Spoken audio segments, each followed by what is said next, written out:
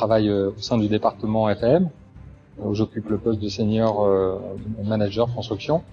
Et voilà, le château est une des grosses réhab, mais c'est vrai que c'est la plus importante aujourd'hui pour nous en tous les cas. Notre mission est essentiellement les grosses réhab majeures de nos parcs et hôtels.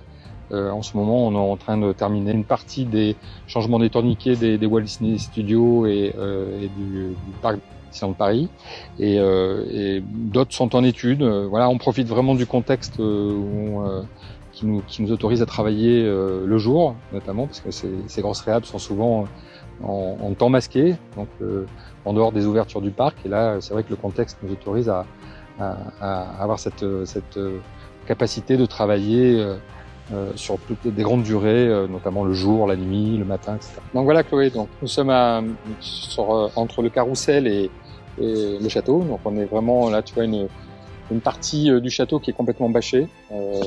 Ça nous permet de travailler un peu à l'abri. On fait beaucoup de travaux de remise en état de peinture, des enduits de façade, enfin toutes les finitions. Donc ça nous permet d'être complètement, pratiquement hermétique à la pluie, au vent, etc.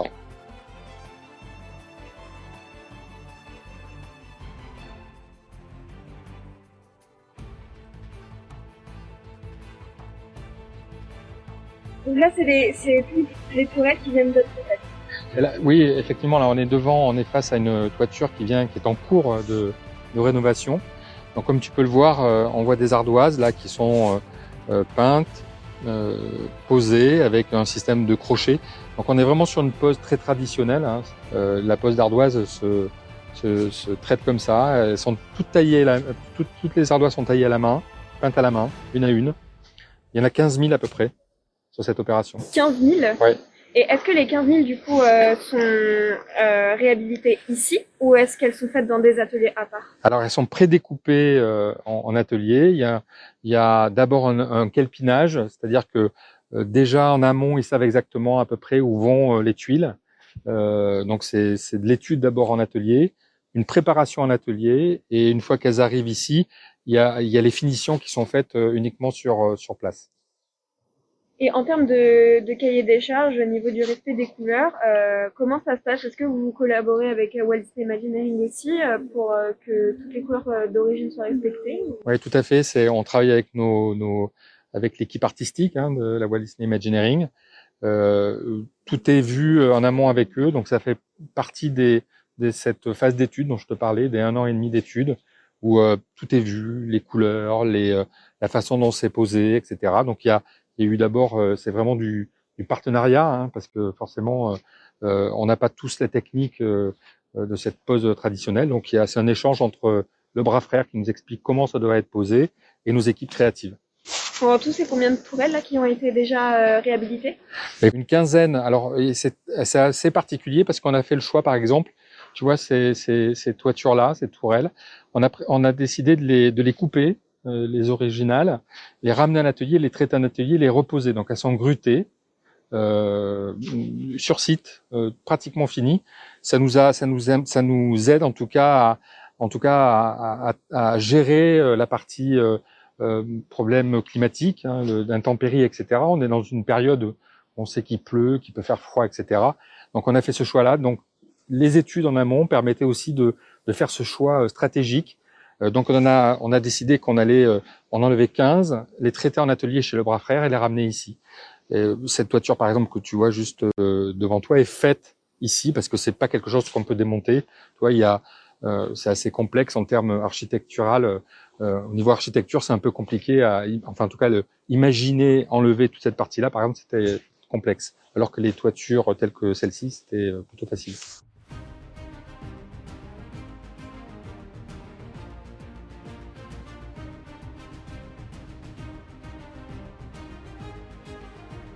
Mais voilà, écoute, ça c'est une autre des étapes de la réhabilitation du château.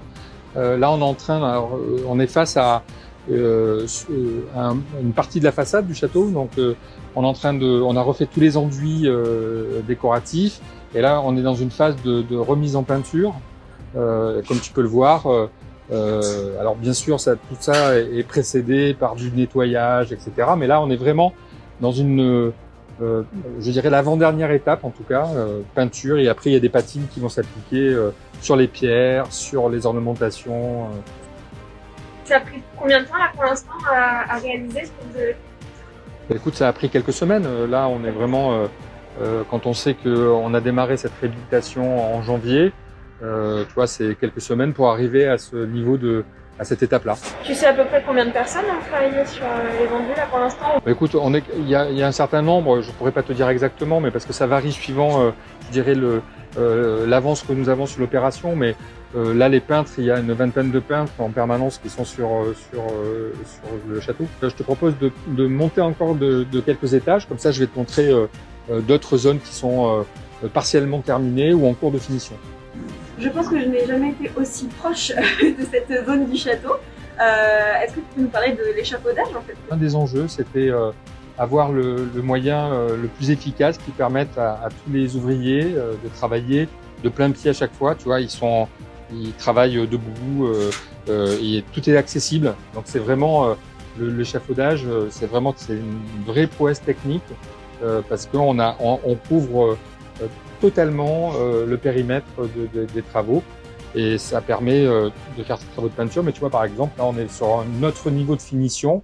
Donc là on est vraiment on est dans de la peinture de finition avec les patines qui font ressortir les bois, les briques. Les travaux culminent jusqu'à combien en termes de hauteur? On couvre complètement le château, donc on est au-dessus de la dernière toiture et de l'épi doré. Donc on est vraiment, on accède à tout. Des ouvriers super-héros qui montent carrément tout en haut du château. Oui, mais toujours en totale sécurité. Ouais, toujours en totale sécurité, parce que comme tu le vois, à chaque fois, on se retrouve dans le même environnement, accessible, protégé par les bâches. Donc vraiment là, ils sont dans l'environnement est idéal pour travailler et pour atteindre la qualité que l'on demande. Alors tu vois là, on est au niveau de la partie haute des toitures qu'on a refait en ardoise, et là tu as les épis que tu vois ici qui ont été complètement refaits en feuilles d'or. Donc c'est vraiment aussi du travail très traditionnel, hein, c'est ce qu'on revoit sur les grands monuments parisiens. On a ces finitions en feuilles d'or.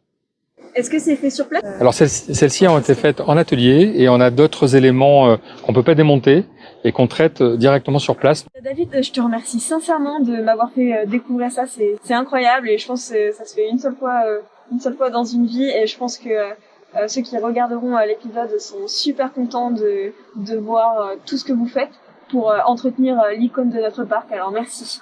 Je t'en prie, c'était un plaisir de t'accueillir sur ce chantier.